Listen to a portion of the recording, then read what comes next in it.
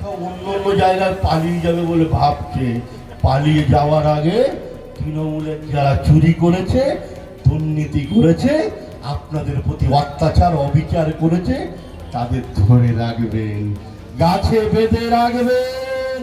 মায়েরা পারে, নারী শক্তিরা পারে আপনার সন্তানের অধিকারকে সুরক্ষিত রাখার জন্য গাছে বেঁধে রাখবেন। চোরগুলোকে এমন ট্রিটমেন্ট করবেন, জল বিছুটি লাগিয়ে দেবেন।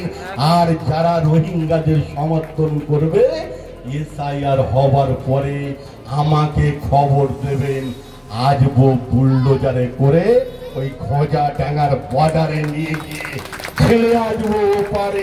দোকানদারকে দোকানিদের দিতে যাবেন, নেয় না, বলে নেবো না, নেবো না। তা তৃণমূল কংগ্রেসের অবস্থা বাজারে 1 টাকার 2 টাকার কয়েনের মতো বাজারে আছে, মানুষ আর নিতে চাইছে না। তাই দিলীপ আর ভুইয়া টুইয়া রাউত ফাউত দিয়ে চমকে ধমকে ভাবছেন যে একটু কেরামতি দেখাবো। ও এবারে আর হবে না, এসআইআরও হয়ে যাবে। আর 1.5 কোটি, বিহারে তো 70-75 লক্ষ বাদ গেছে, পশ্চিমবাংলায় একটু বেশি হবে। মমতা ব্যানার্জি ওই জন্য ভয় পাচ্ছে। কাশেম আলীর কথার উত্তর দিতে হবে এটা আমি মনে করছি না। কাশেম আলী নিজেই আছে ছোট 1 টাকা কয়েনের মতো নেতা, বিজেপি ওকে ব্যবহার করছে। আগে আমাদের দল করতো, এখন কেউ নেয় না।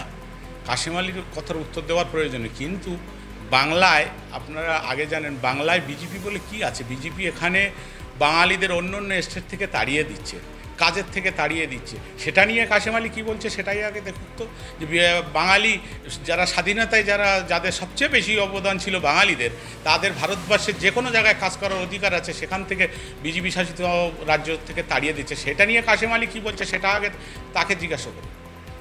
আর পশ্চিমবাংলায় কোনো দিনই বিজেপির এখানে আসার দিবাস্বপ্নর মতো।